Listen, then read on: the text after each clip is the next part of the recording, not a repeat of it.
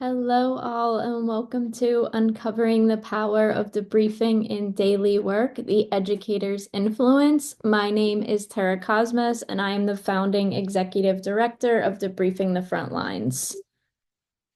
Some background on myself and the nonprofit organization and how we got here. Life as a pediatric burn survivor shaped my experience and led me to the nursing profession. At 20 years old, I had that shiny new name badge. I was very proud, and I began my nursing career at West Penn Burn Unit in Pittsburgh, Pennsylvania. And despite my lived experience as a burn survivor, I was grossly underprepared for what I would see.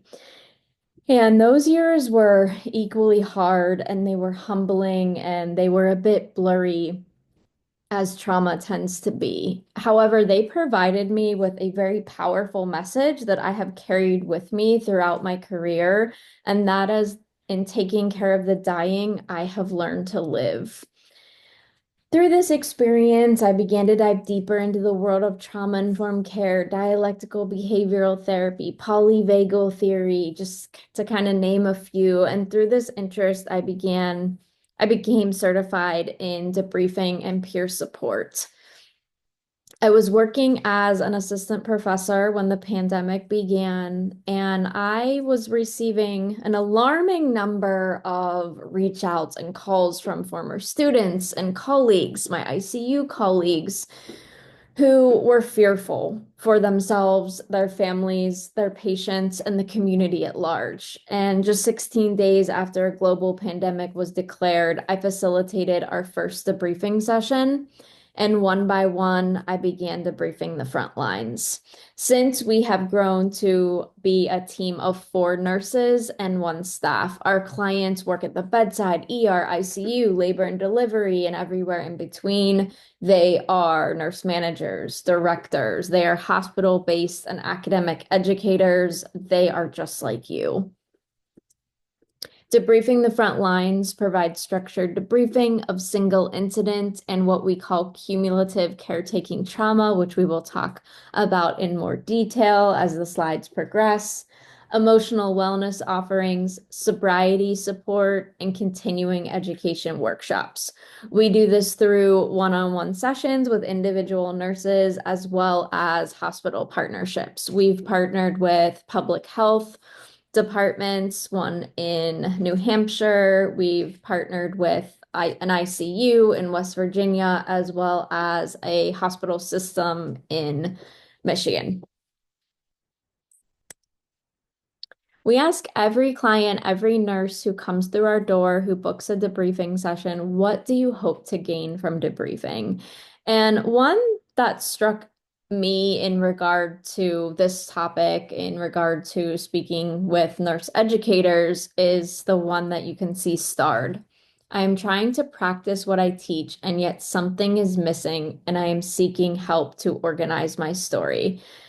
And I suppose this is just a reminder that, we all need help. We all have been in a space where we might need support, where alone might not be enough anymore.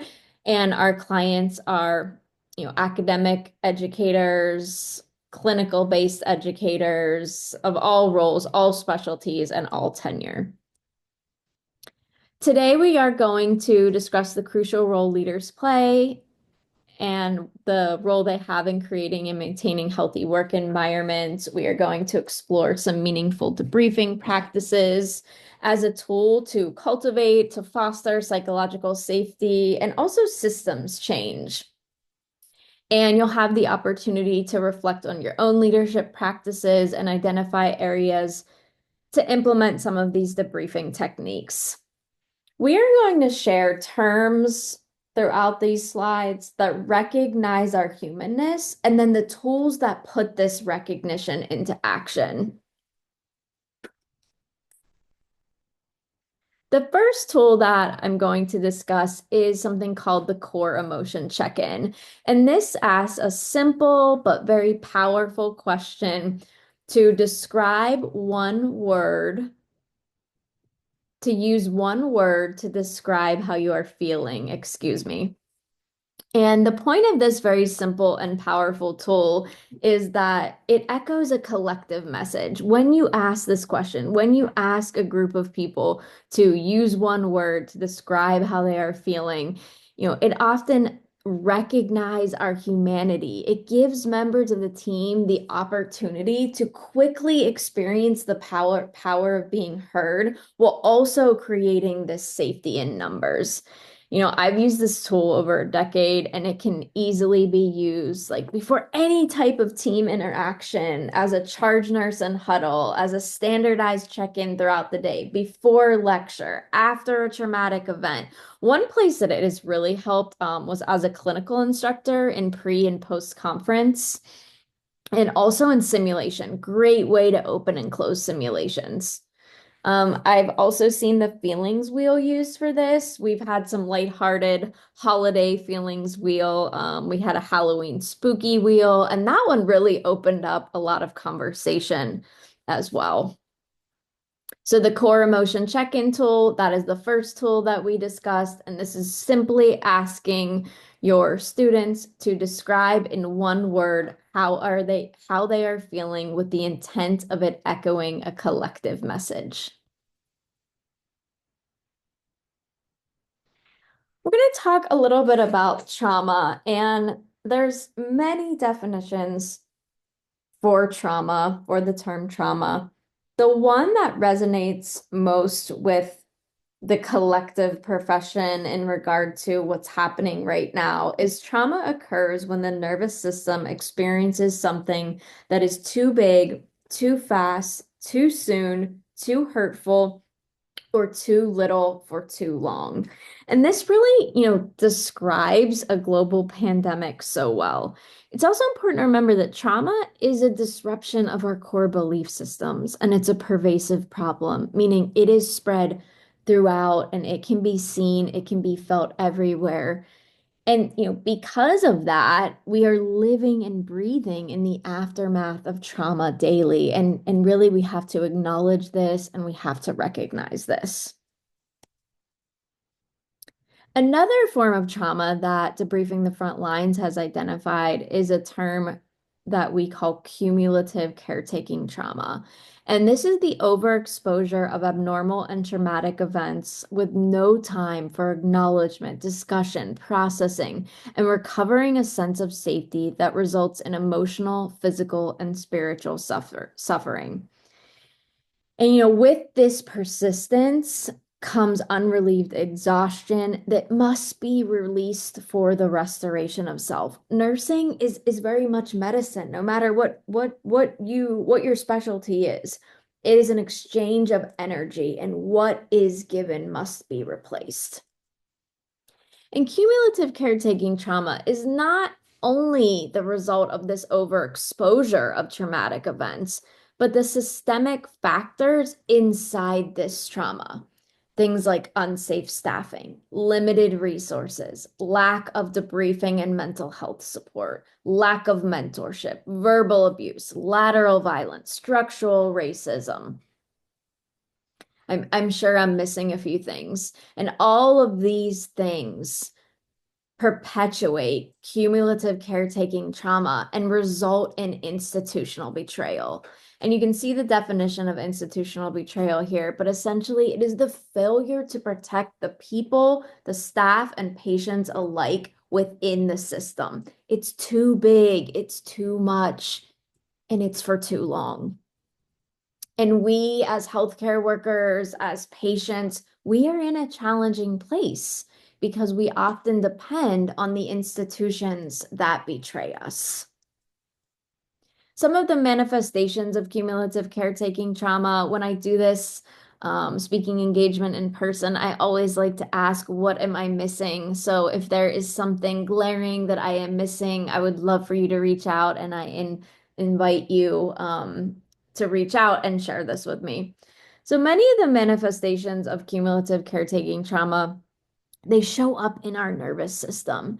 And it's not being able to delineate where one trauma ends and another begins. This is very common in high acuity specialties and as years of service increase. the inability to rest, increased anxiety, and feelings of continual urgency. It's living in that state of sympathetic activation. It's leaving you paralyzed in your trauma. This may look like decision fatigue outside of work. A very common example that we always talk about is you cannot think of one more thing to make for dinner. You cannot make that decision. You are so tired and you have decision fatigue from making so many big decisions all day. Feelings of shame, guilt, grief, unworthiness, soul exhaustion that spill over into life outside of work. And this is commonly, felt within your interpersonal relationships. Exacerbation episodes of childhood personal trauma outside of nursing. An interesting statistic, and one of my kind of favorite things to talk about is 68% of healthcare workers reported experiencing childhood trauma before age 13. And this stat is from the National Center for Child Traumatic Stress. And the study was small, it only had 769 participants, but it is interesting to think about how our traumas, how so many of us have trauma, and how we carry this trauma with us in our practice. And lastly, persistent limiting the beliefs. Maybe I'm not a real nurse if I don't, insert your specialty here. Detachment. Important to remember that detachment is not a measure of professionalism. It is a fast track for secondary trauma. These are heavy topics, so I just want to give you kind of a minute to take a deep breath, and I want you to think about, I invite you to discover, to ponder, to notice kind of what arises within you when we are talking about these big topics. And how might cumulative caretaking trauma show up in your teaching?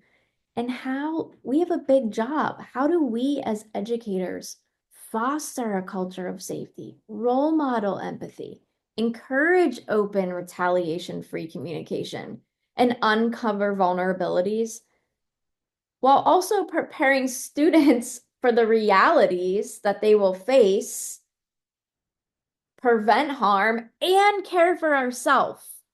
How do we teach longevity and how do we teach sustainability? How do we ensure that your 20, 30-year commitment to service also includes yourself? I don't have all the answers, but I am proud to be a small part of the solution.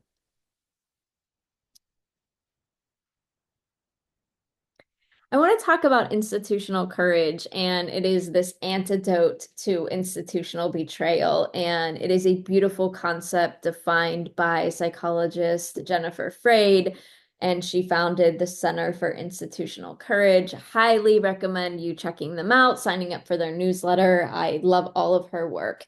And simply put, institutional courage is a pledge to protect and care for those who depend upon the institution. And that is really what we are trying to do in our work with systems. We are trying to advocate for systems to show institutional courage through trauma-informed communication, through mental health support. Next, we're going to talk about the theory of over-identification. And interestingly enough, a personal share, the word self-compassion, it used to annoy me a little bit. It was a little bit fluffy for me. I thought I needed more depth, and that was true. I needed to evoke that depth inside me, and ironically, that could only be done through self-compassion. So if you see this slide and you're like, oh, not self-compassion again, I understand, I relate, and I invite you to sit through the uncomfortable and maybe examine it through another lens. So one day I had the opportunity to examine this through another lens. My therapist began explaining the framework and the theory and all the words of self-compassion. And over time, it really began to change how I lived, how I loved, how I worked, and how I moved through the world. And I truly believe now through my own work that self-compassion is an integral part of incorporating debriefing into daily work because self-compassion creates social change. Briefly, I'm going to talk about the three components of self-compassion as defined by the guru herself, Dr. Kristen Neff. The first component is loving kindness. Loving kindness is showing yourself that same understanding that you would others. It is when we operate in a state of compassion over criticism. It is when we are able to recognize this deep intuitive knowing that our heart is big enough to hold all that we feel. And the opposite of loving kindness is, criticism, as I mentioned. Common humanity. Common humanity is accepting that struggle is something we all go through, that we all have difficult seasons, that we are not alone, that these are the trials and tribulations of our human experience, and they are shared. It is removing that thought, which is much harder said than done, that this is happening to me and me alone. And it's about seeking help and respite when alone is no longer enough.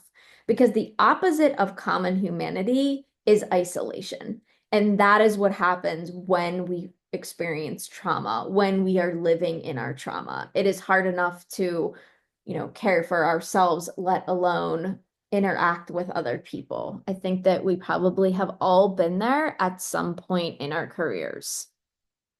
The third component is mindfulness. And this word, excuse me, is used so much that I think we often forget what mindfulness is. And mindfulness is a non-judgmental, receptive state of mind in which you are the creator of. You are the creator. It's important to remember this. And the reason that I wanted to discuss these three components is really because it leads us to the opposite of mindfulness, which is the theory of over-identification. And over-identification is when we confuse compassion with the over-identification, with the taking on of others' suffering. We take on what others feel. Remember, I said that that nursing is an exchange of energy, and what is given must be replaced. This is very true and relates deeply to self-compassion. There are two modes to over-identification. The first mode is the sympathetic mode. This theory originally describes patients.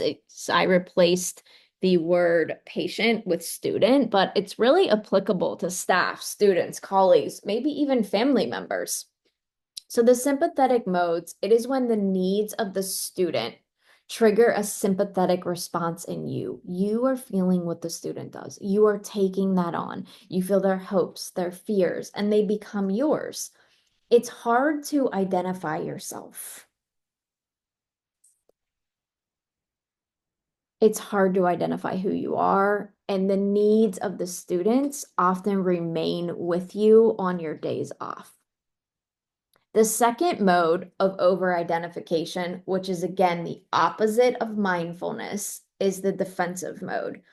And this is when the student's demands cause anxiety in you, leading to self-protective behaviors. These might look like emotional distancing, withdraw, excessively task-oriented, derogatory labeling like demanding or uncooperative. We are all guilty of these things, both in our academic careers and our clinical careers as well. And this causes anger and moral injury. And guilt and shame are the foundation of moral injury. And this guilt and shame occurs because we aren't operating in a way that quote unquote a nurse or a nursing educator should operate. And it's very important to remember that entire teams, entire units, entire departments can operate in these modes. And this is where institutional courage comes in.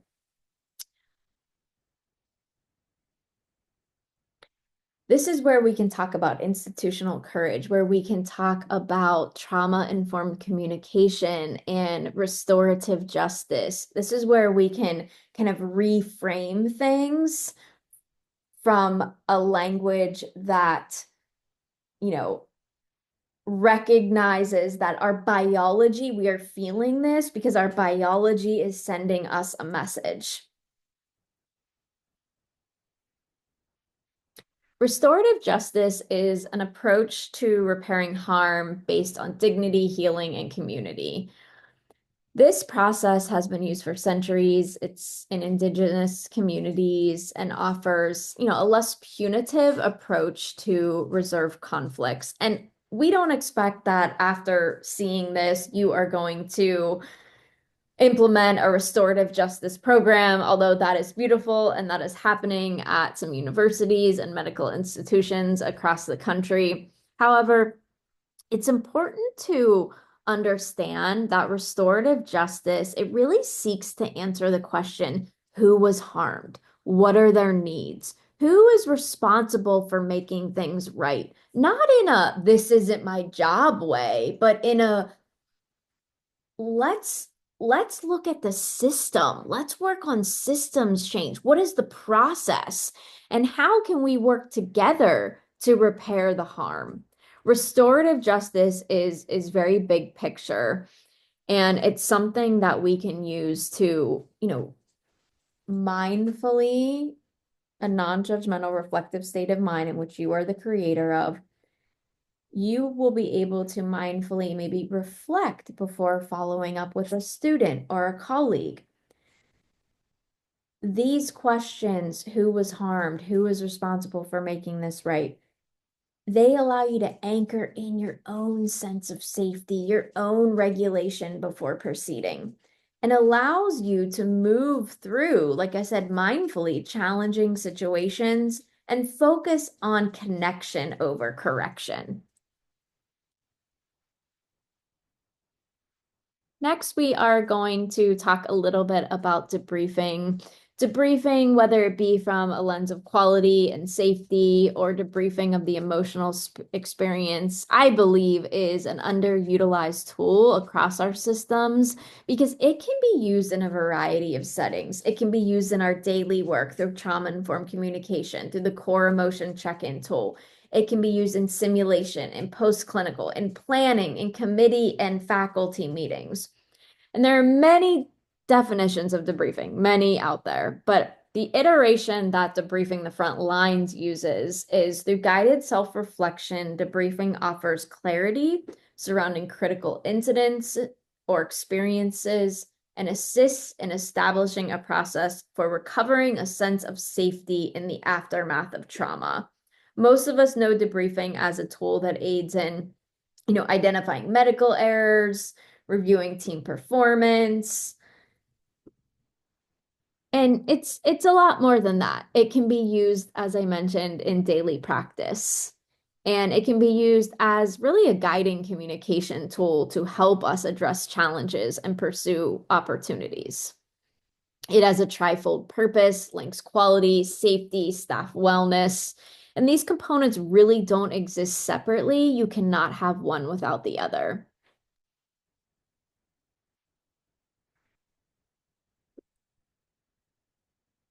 The second tool that we're going to talk about is the trauma-informed communication for educators, and you will receive a trauma-informed checklist as well.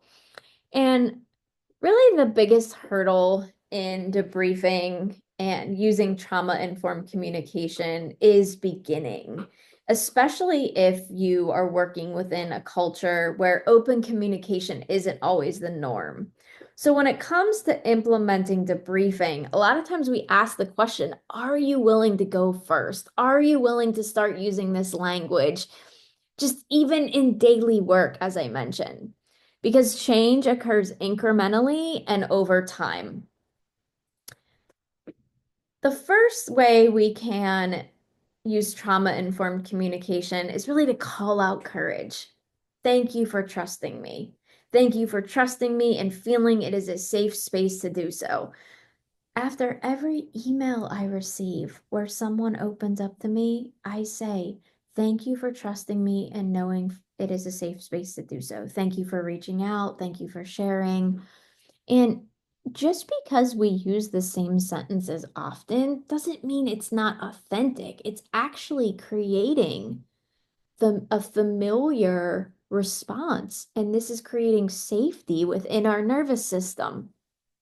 Communicating courageously, asking, what am I missing? Tell me more. Every time I do these presentations in person, I love to ask, what am I missing? And oftentimes the presentations become better because I ask these questions among my colleagues, clarifying your understanding. From what I'm feeling, from what I'm hearing, you are feeling frustrated.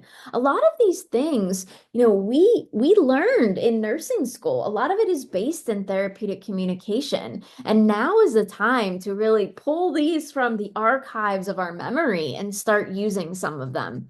Character boosting. This is really one of my favorites. This is a difficult situation, and you've shown professionalism in how you are handling things. Conveying caring. I am here to support you. What do you think would be most helpful right now? This is a really great question to ask students when you're having trouble, when they are anxious and maybe you're having trouble reining them in, so to speak, and everything feels really big. What would be most helpful right now?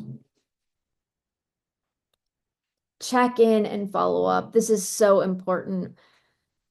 The lack of check-in and the lack of follow-up is one of the biggest stressors for our bedside clients when they are having trouble with work and interactions with managers or charge nurses. That lack of follow-up requires so much energy for them. They feel so stressed. I mean, they're booking debriefings because they are so stressed because of the lack of check-in and follow-up. So very important with our students as well. Letting them know exactly when you will check in. I will check in on Tuesday. And then following up, what has been the biggest challenge since we last met? Another great way to get to the point with heart. Always expressing gratitude. Thank you again for coming to me with your concerns and knowing it is a safe space to do so. And also, if appropriate, depending upon where you work and kind of what type of communication, what type of situation you are in, asking, what do you think we could learn from this? What do you think our unit, our department, our institution could learn from this? Another beautiful tool is well-being debriefings. And because we know that trauma is cumulative, because we know it contributes to an emotionally depleted workforce, because we have a deeper understanding of the nervous system, discussion is opening up this space to talk about these things and to foster well-being or well-becoming. Well-being debriefings are defined by the Center for Advanced Palliative Care as reflective sessions that are not usually focused on a particular incident, but they kind of help to normalize expected behavior and emotional reactions to complex and emotional work. We held well-being debriefings with West Virginia University ICU virtual once a month. And again, it wasn't focused on a specific incident unless they wanted it to be. It was this space to gather with peers, with people who understood, because as we all know, only nurses understand what nurses see. And the topics are often general discussions on the emotional impact of the work without an agenda or topic. And they are really beautiful suited for groups of coworkers, such as the ICU unit. And I think that this would be beautifully placed within the NSA, the National Student Nurses group at academic institutions, basically creating peer support that could be taken with them and it becomes the norm and they move into an environment knowing that this is the norm, knowing to ask for it. Another place it would also fit, I see it that it could fit is post-clinical.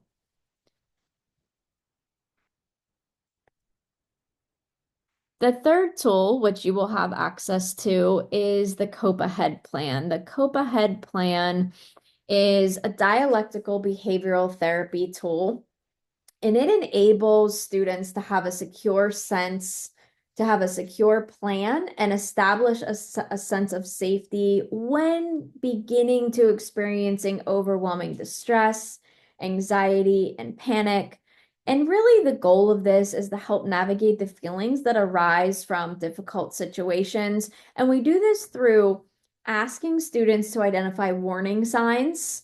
So it might be, I feel hot inside, or I'm having trouble focusing, my mouth is dry, maybe physical and emotional manifestations, coping strategies.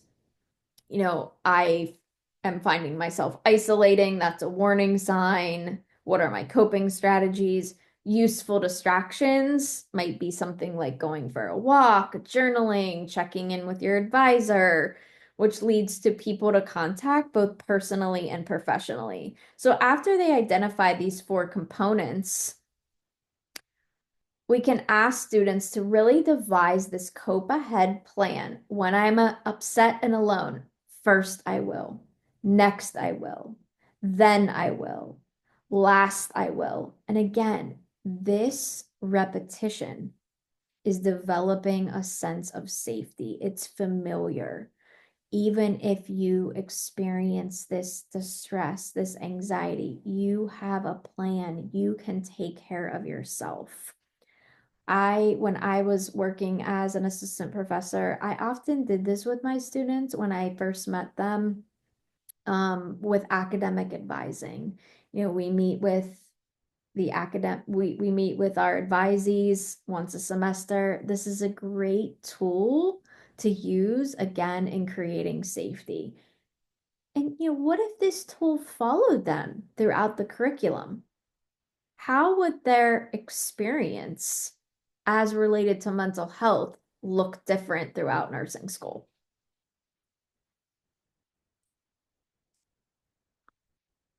And the last tool that we're going to talk about is the debriefing guide. And this is kind of the grand finale of the tools. And some of you may be familiar with this as it is adapted from the National League of Nursing Guide to Teaching Thinking. I have been using this in some capacity for a decade now. Um, and it includes three parts: the context of the situation, the content, which is the data and facts, and the course of action. This is ideally placed in simulation and post-clinical, and I really think, I believe that it should be a standard of practice for post-clinical discussions. And you can read here, context of the situation. The idea is to identify the patient care story from the nursing student's perspective, kind of uncovering that thinking, uncovering that emotion. You could even start by asking the student to describe one word, how they are feeling, using that core emotion check-in tool that then leads to uncovering that thinking and that emotion of the nurse. And it allows the nursing student to express concern. How did caring for that patient make you feel? The family, who is the patient? And what are or were your main concerns? The second component is content, the data, the facts. It uses that objective data to understand the nursing student's perspective. Excuse me, I got hung up on that word. And we do this by asking them to name I saw, I think, I wonder. And this is really asking the question, what will help you to make sense of this situation? And if you have like the time and the space for it, how have past experiences with similar patients helped you to make sense of this current situation? Framing questions and discussing the past and how it contributes to post-traumatic growth is a beautiful way to decrease the amount of cumulative caretaking trauma that nursing students, nurses, and the collective profession feel. And the last component is the course of action. And this is really tying it together. It provides the opportunity to discuss how this experience might influence thinking and practice as a whole moving forward. It's really the actionable steps, the concrete steps at an individual or a unit level, if applicable. So the immediate course of action, what are the next steps moving forward? And when we are talking to nursing students, if they are upset about something, the next step moving forward might be in the mental health realm for them. It might be, going home, taking a shower after clinical and going to the gym. It might be some sort of self-reflection. It doesn't have to be unit-based in nature for the nursing student. And long-term course, how would care differ if insert the emotion, insert the resource? How would care look different if you knew where the oxygen tubing was, for example? The briefing guide and the core emotion check-in tool, again, fit beautifully in for simulation and also post-clinical discussion.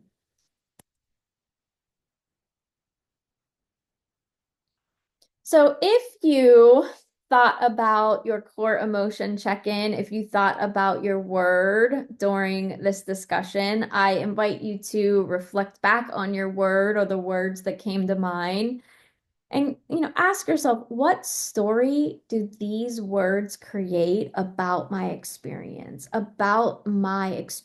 with institutional betrayal, institutional courage, cumulative caretaking trauma, over-identification? And how can you recognize and honor your humanness? In summary, reflective practice, it is the root of all of this work. It drives individual, team, and institutions to learn emotional regulation techniques, and most importantly, to recognize patterns and create change. I've already summarized the tools, the core emotion check-in, the trauma-informed communication, the cope ahead plan, the debriefing guide. You will get access to all of these. And the thought about institutional betrayal, perpetuating cumulative caretaking trauma, it requires institutional courage on our part to prepare students for the workforce. Again, you have to be willing to go first. Self-compassion is a vehicle for social change. And if you don't get anything out of this slides, I ask that your commitment to service always includes yourself, which is the greatest gift that you can give humanity. Here is an offering for the Daily Communication Initiative. It is an affirmation of support sent Monday through Friday. It is not an AI robot. It is me on the other end with a reminder and support in the event that is needed. You can scan the QR code and also feel free to share with students and colleagues. And if you feel compelled, there is also a presenter evaluation. I invite you to follow along. We are very active on Instagram, as well as visiting our website at debriefingthefrontlinesinc.org. Thank you for your time and your attention, and I look forward to hearing from some of you.